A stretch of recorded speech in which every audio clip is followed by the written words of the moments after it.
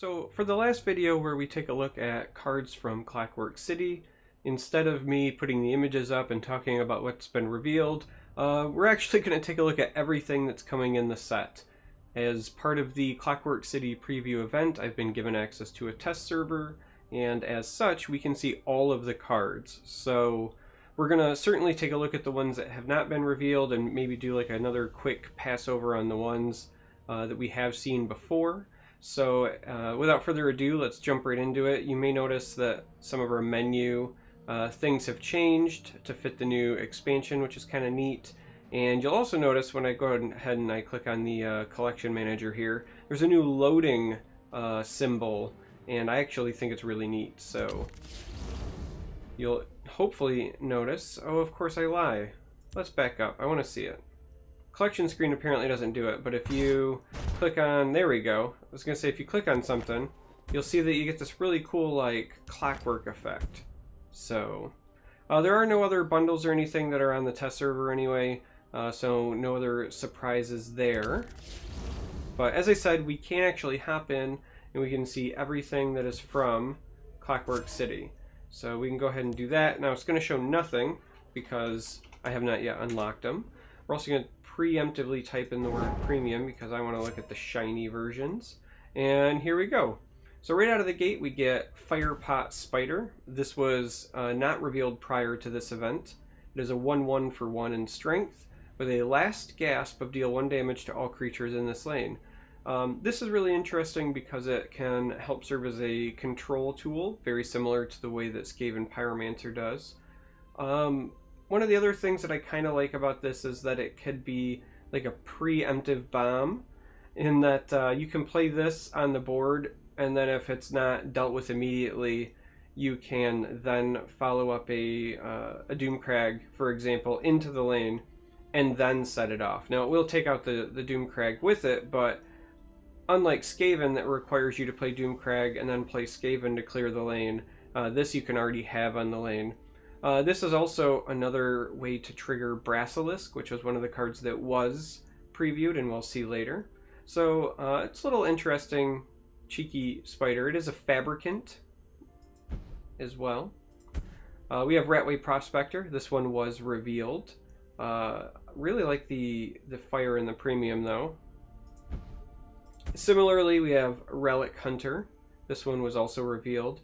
This one is one of the more dull of the new premiums. I mean, I do like the dust and light effect, but not a lot going on here. You will hopefully agree with me in that most of the premiums in this new set are pretty fantastic. This one is again more light based, but this one is new. Verminous Fabricant, a 2/2 for 2, but if you have a neutral card in play, silence another creature.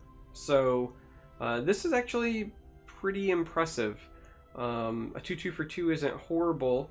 Adding a silence onto it is pretty good. You know, statistically this is better than Bone Bow, but this requires a neutral card. Bone Bow only needs a creature in play, so it's probably a little more versatile.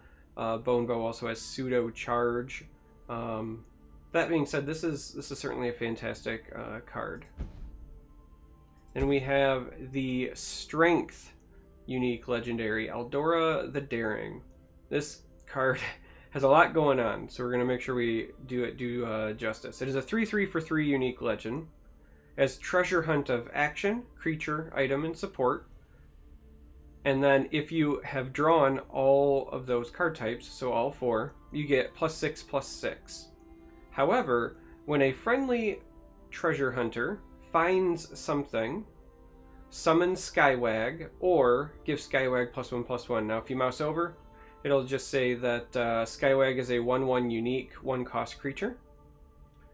So why is this interesting? On the one hand, getting the +6/+6 probably pretty difficult. If you pull that off, you likely just win the game. But it's the other parts that are really interesting, at least in my mind. So you get a 3/3 for 3, and then anytime you draw an action, creature, item, or support, you either make Skywag or you buff Skywag. So on your next turn, right, you play 3/3 for 3. On your next turn, if you draw a card, and if that card is an action, creature, item, or support, and it should be one of those, then you get a Skywag. So then you've basically got a 4/4 for 3. You just split the stats. Now, if you play anything that would then let you draw more cards, or if you play this and then somebody breaks your runes, for example, you could trigger even more additional buffs to said Skywag. It also does trigger off of other treasure hunt creatures, not just Eldora, which is interesting. And I do think it's worth mentioning, although it will likely never happen. There is what is called the dream scenario.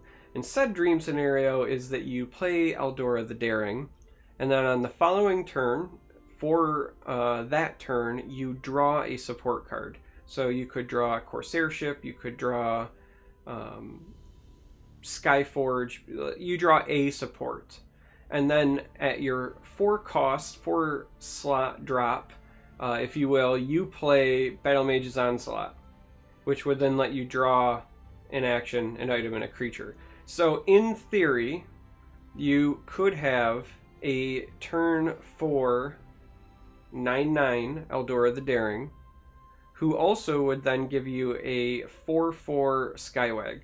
So not likely, because you need the perfect storm. You have to play this card, it has to survive, you have to draw support, and have Battle Mage's Onslaught. Why any of those things in that order would happen, other than, you know, purposefully trying to do it. You know, not likely, but it is interesting to think about that you could theoretically roll, you know, a 13/13 worth of stats by turn 4. And that's also assuming you don't have other treasure hunters. So the previous 2 cards were a Prospector and a Relic Hunter. So if you go theoretically 1-drop, 2-drop Eldora, right? By the time that you get there, assuming that here you have not drawn a support, an item, or an action. So if you play this and then you draw this, then you play this and you draw this, this will have not triggered anything. And then on turn 4, when you draw said support, you will trigger this. And then when you play Battle Mage's Onslaught, you will trigger all of them. So you actually could then add your silly little Skywag there, an extra 4, right? 4 triggers. So you're now looking at, you know, a 9/9 and an 8/8 on turn 4. Yeah, Eldora the Daring. Cheeky fun. Okay, so Grappling Hook we have also already seen. Neat. I do want to say that, so like of the ones that we've seen, this could see play in Control. It's obviously not like S tier auto including things, but I think that it might find a place. This one, again, the hardest part is going to be finding a neutral. I actually think this could see play in something like a Prophecy Battle Mage, because you might already be running Lurking Crocodile, and you really only need a couple of neutral cards for this to potentially trigger off of to make use of the silence, and then this would belong in aggressive decks, because that's, I mean, let's face it, like, this is Shield Breaker. Eldora could fit in decks. I mean, even if you never get the 6/6, like, I could see running Eldora in a deck where you don't even have supports. Just the sheer fact that it's a 3/3 for 3 that, as you draw cards, has the potential to generate more value, you know, additional bodies on the board, seems pretty good. The one thing that I am curious about is if you play Eldora and then you draw a card and it summons Skywag, and then somebody kills Skywag and you get a second trigger afterwards, I wonder if it summons a second Skywag or if you're just out of luck. That might make a bigger difference in the usage of that card. Alright, on to another card that we have not yet seen, Trial of Flame.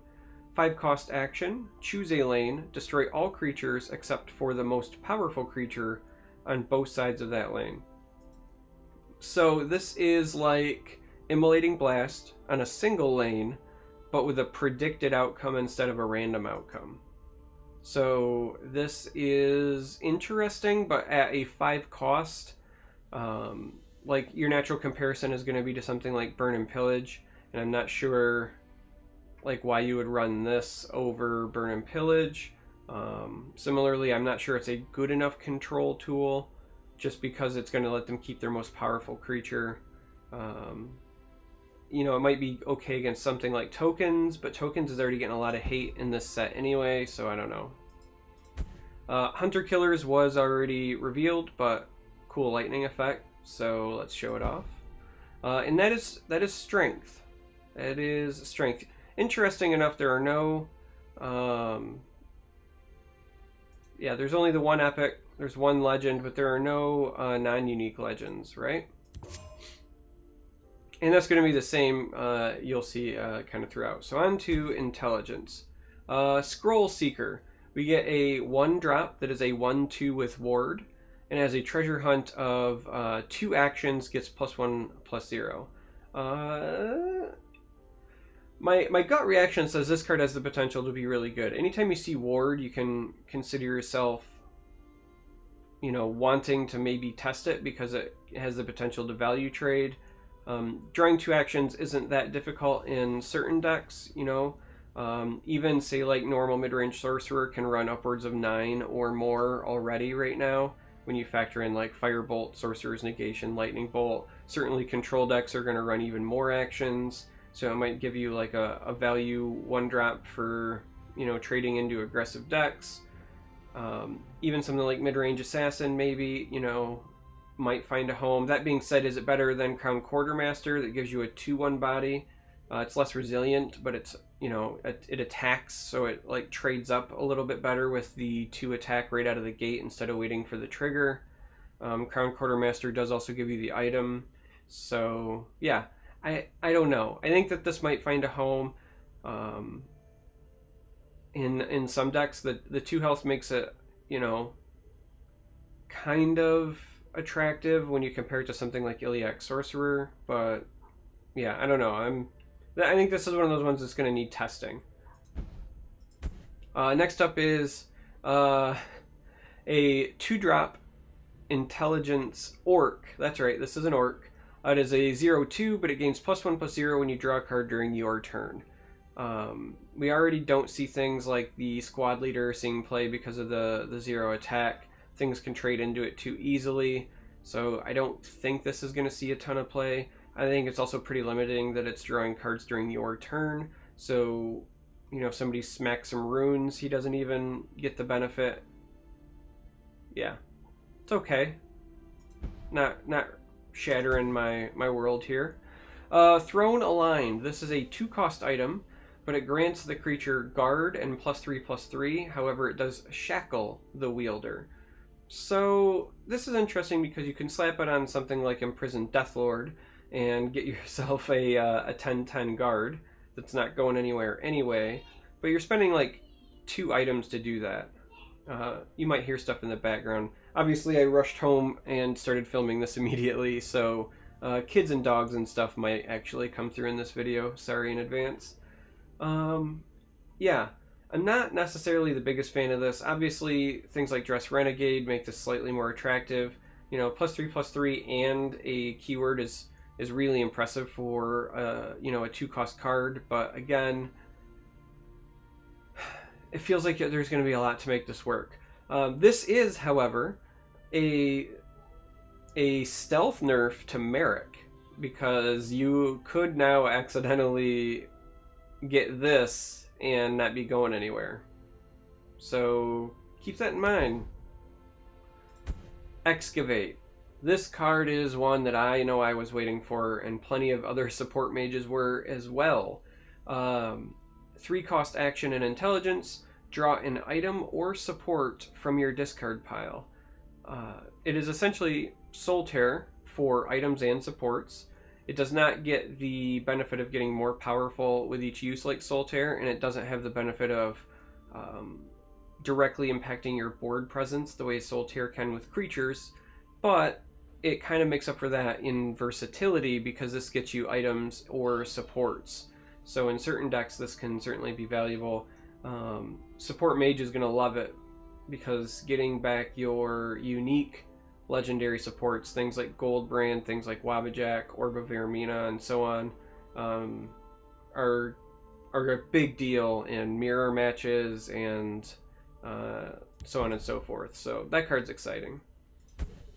Reverberating Strike. This is one that was already previewed, but again, really cool lightning effect, so wanted to show off the premium. In terms of play, all the things previous that we hadn't seen, probably either not going to see play like these two. This one might see play, Scroll Seeker. Excavate will see play in Support Mage. Like, I'd be shocked if Support Mage doesn't include it. Doesn't mean it's going to be like a 3 of guaranteed, but there will be some decks that run that. The blue Fabricant with neutral synergy. We have not yet seen this. Again, gorgeous premium. I love the fire effect. This is a 2/4 with guard for 3, which is entirely fine stats. But if you have a neutral card in play, you put a random action into your hand. For control decks, this is actually pretty good.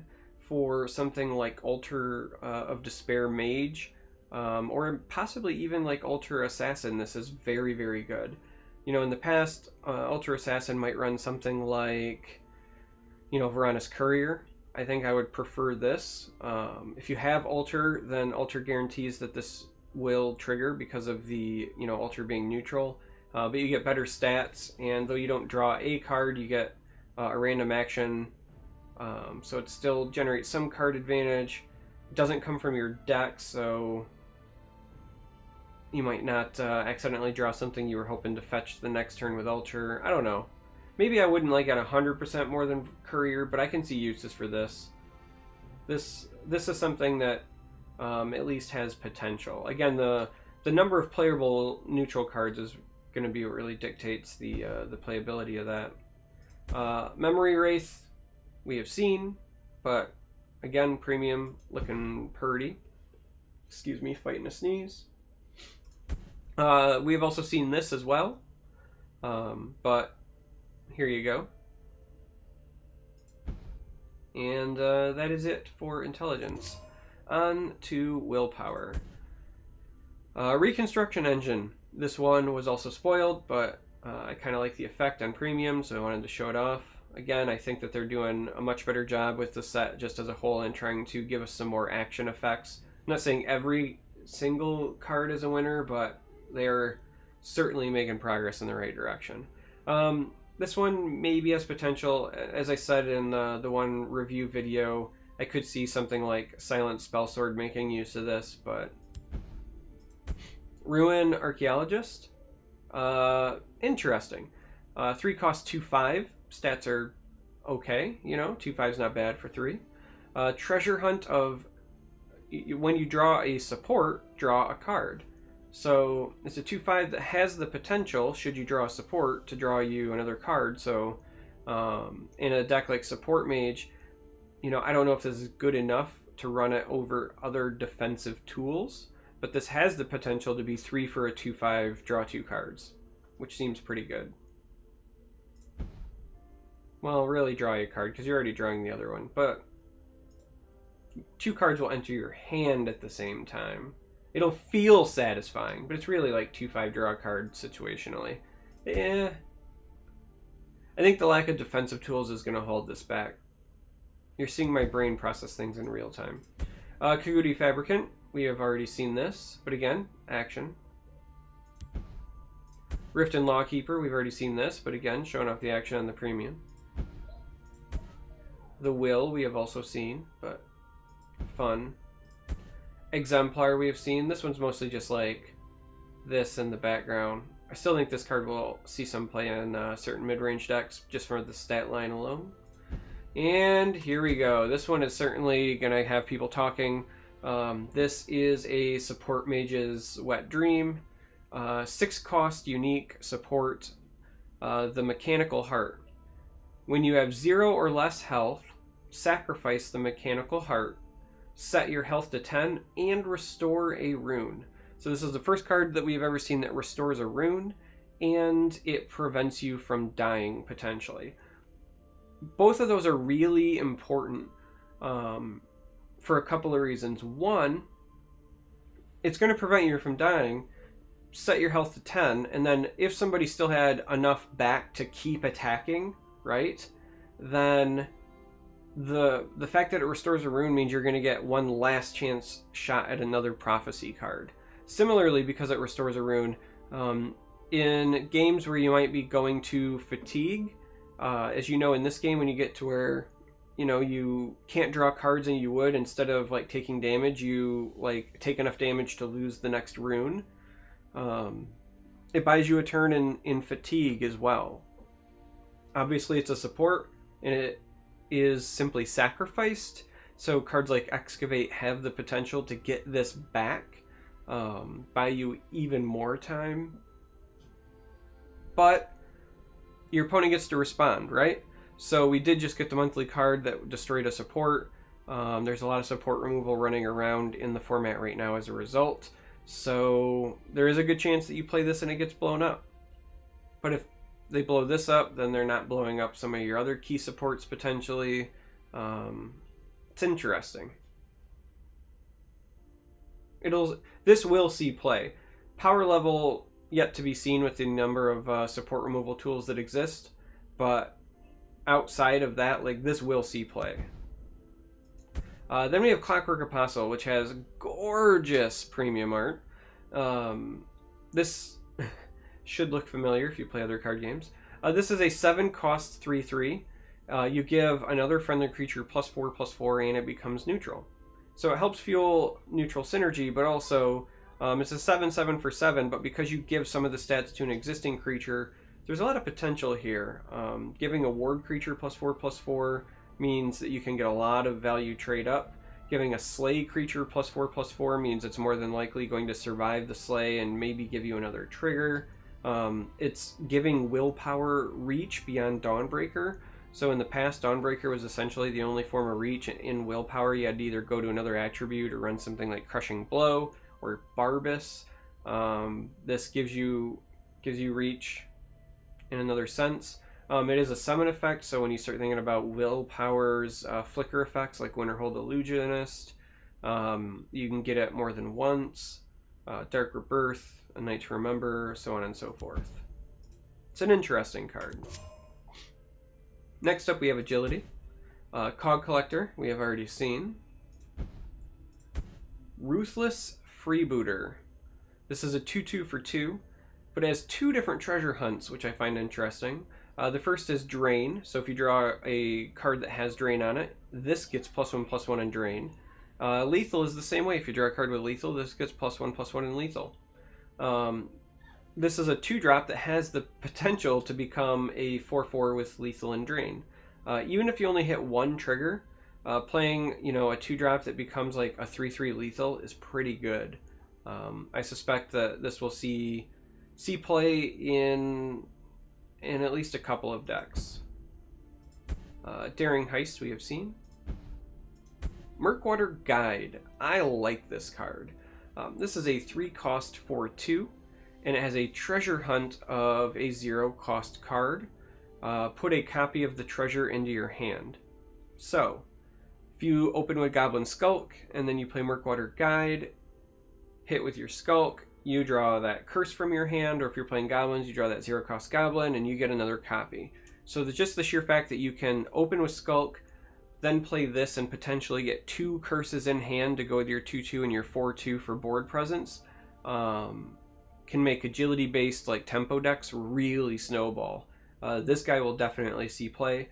This guy will also likely see play in like a Market Archer, because whether it's another Close Call, whether it's another Nord Firebrand, just getting, you know, that many more combo pieces in hand for you to go for lethal is a pretty big deal. So this guy will see play. He's pretty good. I like him.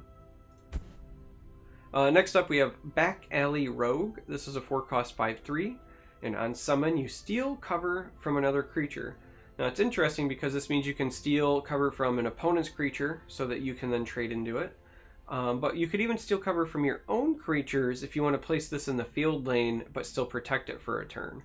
So this has some interesting you know, mechanics to it. And, you know, a 5/3 for 4 is, you know, aggressive. So it's interesting. Nixhound Fabricant we have seen. Clockwork Scorpion.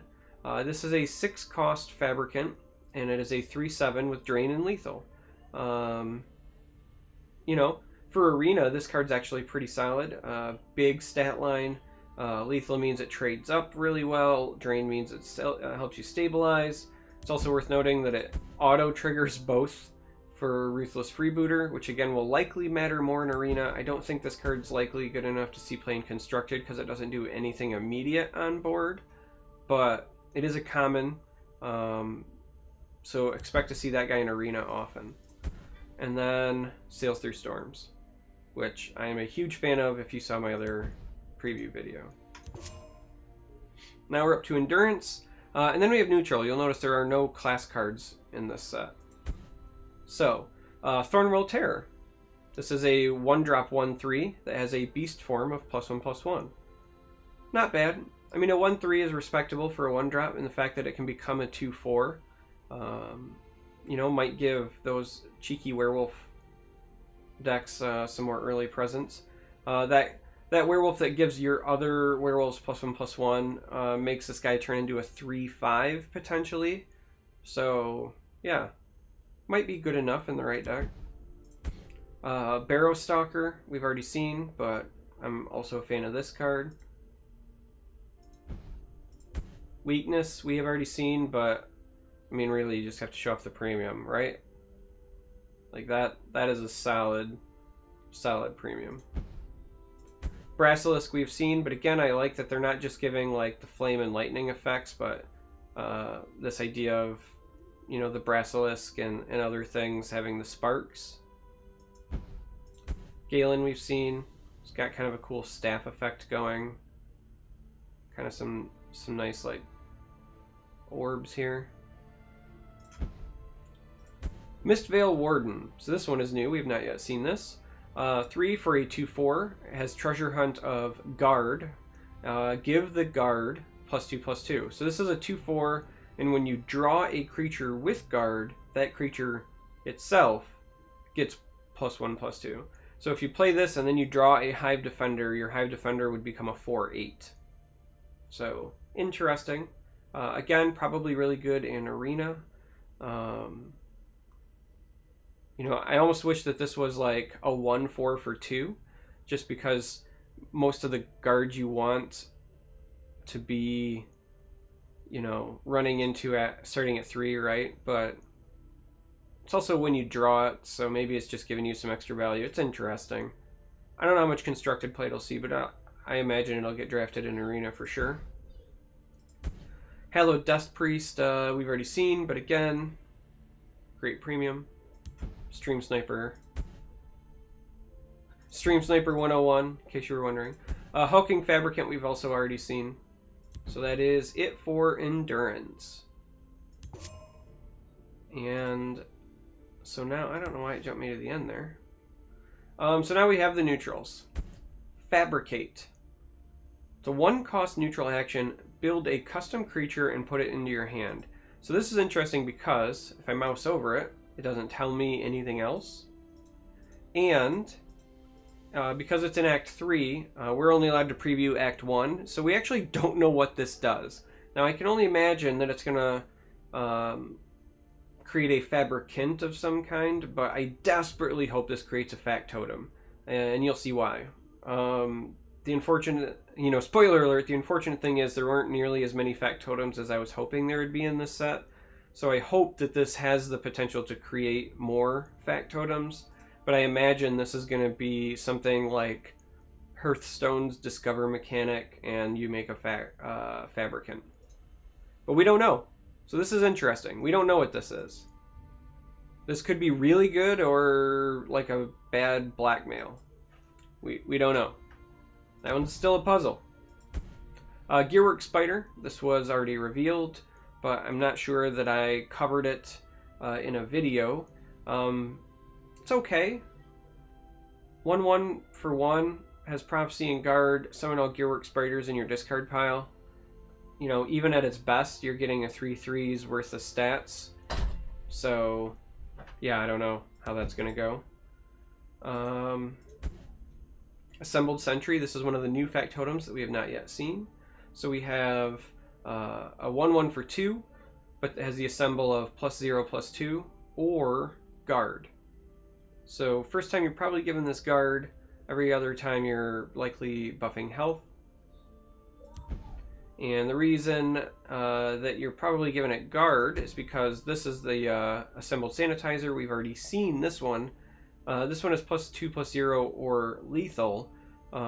If you choose guard with the first one and lethal with this, then all your factotum are Fighters Guild recruits that get bigger for the rest of the game. In the middle, though, we have a factotum that is a 2-drop for a 2/3. Does not have assemble, but it has all creature types. So this is really important because this counts as a dragon, right? It's a 2-drop dragon for any of those synergies. Counts as an orc, counts as a goblin. This will likely see play just because of like potential crossover synergy, even though it is just a vanilla 2/3 for 2. It's also a semi-playable neutral card in the 2 slot to help you trigger your fabricants, which is also kind of a big deal. So factotum, factotum, factotum. Unfortunately, I'm just going to go ahead and jump ahead because I want to cover it now. The only other one that we get that wasn't already revealed, so we have the Assembled Titan, which is a unique legendary, and we know about that one. The only other one that we got was Assembled Conduit, which has great premium art. But this is a 3/3 for 5, and it has a symbol of +1 +0 in Breakthrough or +0 +1 in Regenerate. So in total, we only got 5 factotums, and we only got 3 that have Assemble. Right? So you're looking at 10 cards total that have Assemble and 13 cards total that are factotum in terms of like putting them into your deck, right? In terms of running them. I was kind of hoping for a little bit more because at that point, that number's low enough, you likely have to run flicker effects. So Darker Birth, Winterhold Illusionist, things like that might still be good enough. Galen might be another cheeky way to do it. Brilliant Experiment might be another way to do it. The problem, though, is that it's all kind of based on this. So what I was hoping for was some sort of like long, grindy control deck. But basically, if you don't get the, gain 2 health from this, right? Like if you don't make it to that point, you're not gonna like be stabilizing too quickly. And then even if, like, let's just say you play all of these 2-drops and all of these 3-drops, right? So you go guard +0 +2 twice, and here you have lethal and +2 +0 twice, right? So it's going to be all your factotums would have +4 +4 guard and lethal. So the time that you get to where you're playing these or the other ones, right? Like this would be a 7/7, likely like 7/8 regenerate or an 8/7 breakthrough. Is that good enough to like keep playing those? I don't know, because they also don't do anything to your immediate board presence. Like, yeah, the bodies keep getting bigger and bigger, but you have to draw them all and play them all. And then other than after when you've played Assembled Titan, that's one thing, but otherwise, like, you're not making an immediate, you're just putting a body on the board. So I don't know. I don't know if it's going to be good enough, and that makes me a little sad because I was really excited.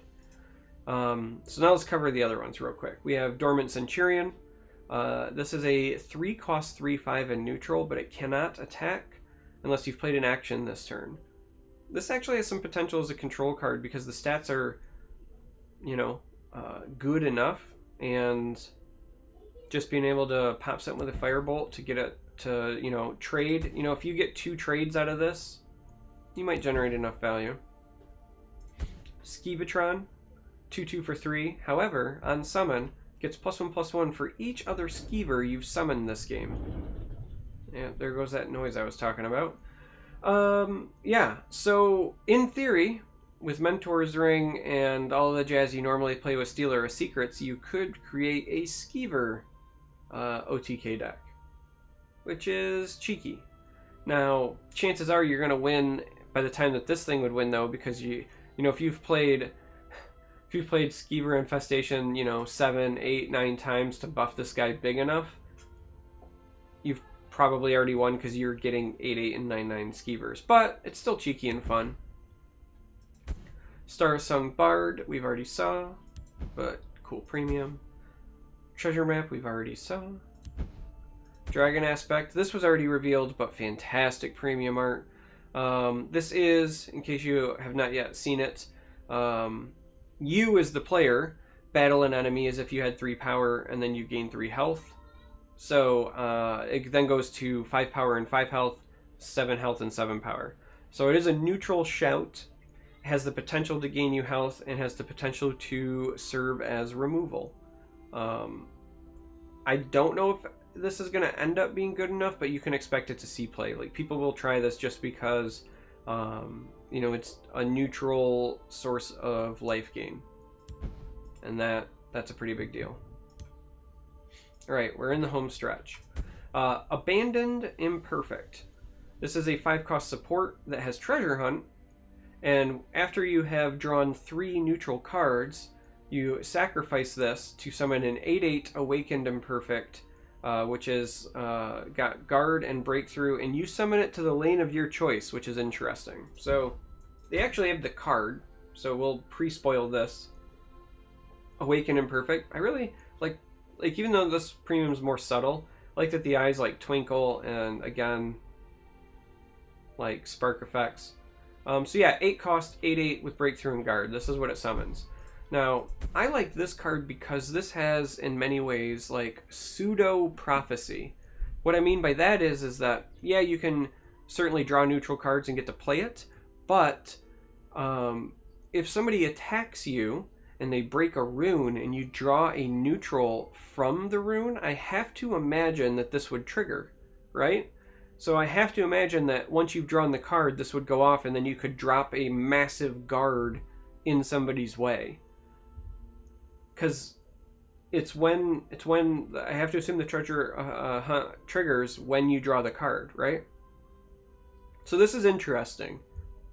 Whether or not that's good enough to make the C play, I don't know. You know, 5 for no board presence and you have to draw 3 cards before you get to it seems pretty rough, but again, the like pseudo prophecy makes that interesting. Conduit, again, this is the other factotum that we saw. Clockwork Dragon, this was already previewed. Cool premium. Assembled Titan was already previewed. Brass Arquebus. We have a 6-cost 3/3, but as a last gasp of draw 3 different random 1-cost creatures from your deck. So this is interesting because it can potentially draw you 3 cards, but they have to be from your deck, and they have to be 1-cost cards, and they have to be different. So you can't like play Ungulum and then play this guy and get all 3 of the assassins. But you could get Ungulum and Shadowmere and a Mudcrab if you had them in your deck. I don't think this is going to ultimately see play because the 1-drops haven't seemed like super awesome enough to run multiple 1-drops, let alone 3 different kinds yet. But it's the kind of card that I would say keep an eye on in case we get more, you know, decent 1-drops or more unique legendary 1-drops. Again, we just saw this. Mechanar, we've already seen, but cool premium. And Dwarven Colossus, we have already seen previewed.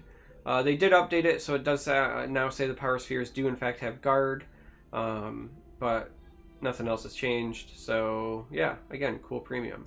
And that's it. That is all of the cards in Return to Clockwork City. So hopefully you guys are excited. I know I am. We got 3 days until it's live. We get to play through the story mode, try all the new cards. I know I'm excited to test a bunch of this stuff. Thanks for sticking through the video with me. Sorry about all the additional noise. Again, normally I record and stream much later in the day, so that, you know, you don't hear my dogs and my kids in the background, but I was just really excited, so I came home right from work, decided to record this and get it out to you guys. So love you guys as always, and until next time, may you walk on warm sands.